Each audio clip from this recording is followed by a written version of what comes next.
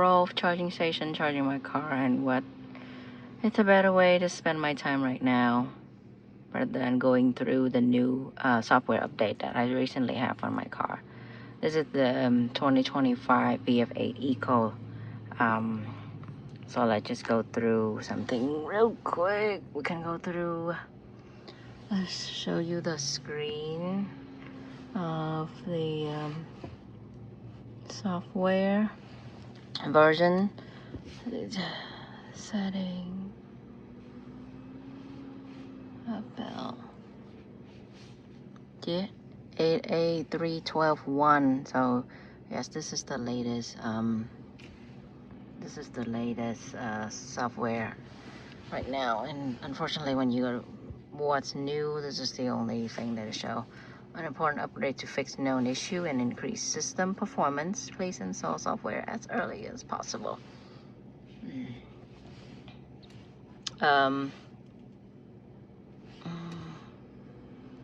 The big update here is the new UI. On my VF9, we've had this new UI sometime towards the end of last year already, but the VF8, there were some back orders with updating software for the VF8 here in California because of the huge delay with repair wise.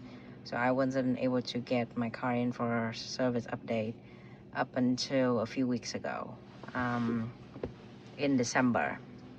And even though it did take a while for me to get an appointment, they only took 1 day to update the software for this car. I dropped it off at the Midas Auto Center in Cypress, California, and then the very next day I received a text message saying that it's finished, and I just go pick it up. So I went and picked up the car. Yeah, back in the days we were able to just hover over and drag through the level of the AC and the heat. Now you can no longer do that.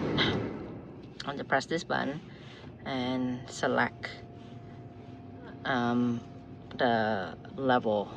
Okay, so I said earlier that in the old software you were able to just hover over and just select the cooling for the seat. Much easier than how it is right now with the new software. Yeah, passenger side. Yeah, you can do that. You can hover over and drag. Much more intuitive than how is it right now. Yeah, see, even with the temperature, you're able to do that. And yes, same thing with the fan.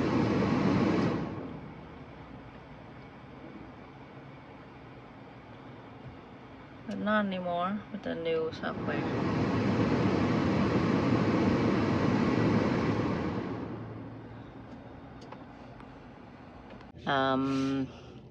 One thing that is really different with this new software is it's a steering column. I'm trying to find where it was. Pretty sure it's in vehicle. Okay, vehicle, seat, mirror, side mirrors, doors, a wiper, extension. So it's this button. Now you can program it to do different things. Okay. Trip, camera, drive mode, regen level. I selected to be drive mode. So anytime I press this button, it'll change to drive mode. Okay, so anytime I press the side button here, it'll switch to drive mode. Sport, eco, normal. So yes, sport mode is back finally on the new UI. For me, I know other people have had the sport mode back for the eco a while ago, but I haven't had a software update for this car for a long time. So I now finally have it with the new UI. I had to kind of learn things in here. But yes, we have creep mode, auto hold, auto gear P.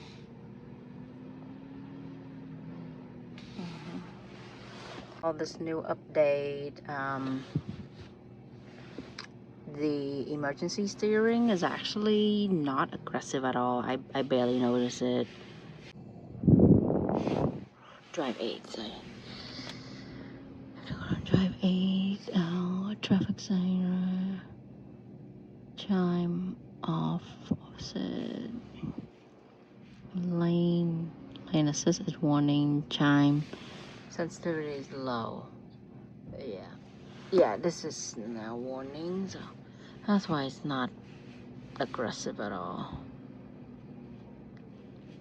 The camera does load faster. It does load faster for the 360 cam. But it's actually a little bit intermittent. I've had episode where I waited for a long time and the 360 cam doesn't fully load. But there were times I don't even load, and I don't even wait for this icon to be fully loaded. I just drove, and then later on it loaded.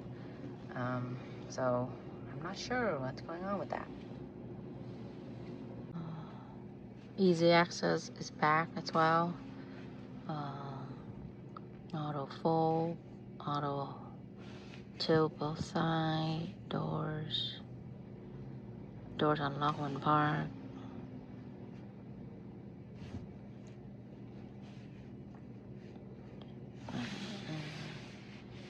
Lights, okay, nothing new. Oh yes, for the head-up display, it's been having the navigation, driver assistant. Now it had turn indicator as well as blind spot detection and rear cross traffic alert. So all that is new. Really, turn indicator and blind spot detection. That's new on here. Yes, one complaint. For some reason, after this update on the key fob, I cannot open the trunk with the key fob. I have to press the button manually on the trunk so you could trim. I don't know how. So with the old software, you just need to swipe it left. Yeah, swipe it left 3 times to go see your PSI. And you don't have to go to all apps, service to see your PSI. It's pretty much the same. Yeah. While you're in park, you can see your PSI from the car body. As you change the gear to drive, obviously you cannot check your PSI there anymore, and you would have to access it within the service. This is the old software. Okay, so this is the new firmware update. You can no longer swipe left or right on the car body to see your PSI, the tire pressure. You have to go and select service to check your PSI.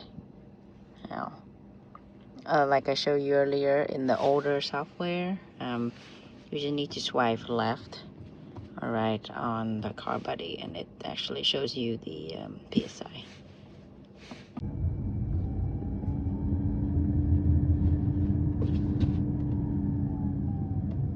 See, it's red, it's illuminated.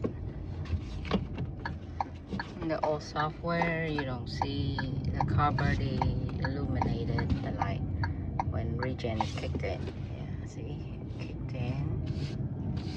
Now let go. Okay. Yep, the lights on with the new software.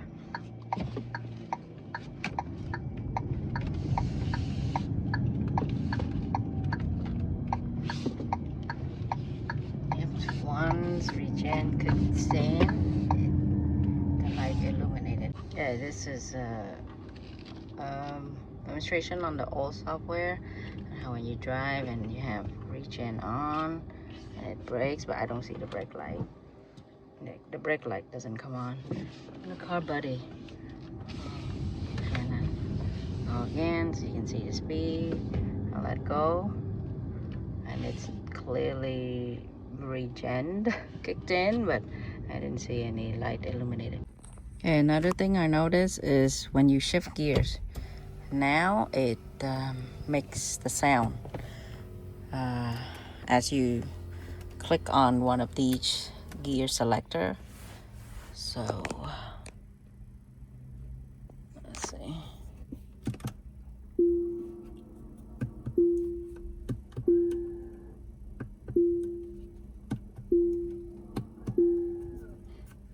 Back then, in the old software, when you switch gears, it doesn't make any of these sounds. So sometimes you forgot what gear you were at. Okay, so in the old software, when you switch gear,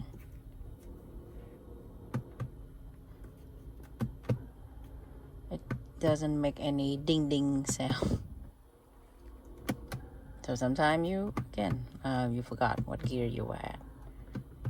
So that new sound accompanied with the gear shifting helps distinguishing a little bit of what gear you selected.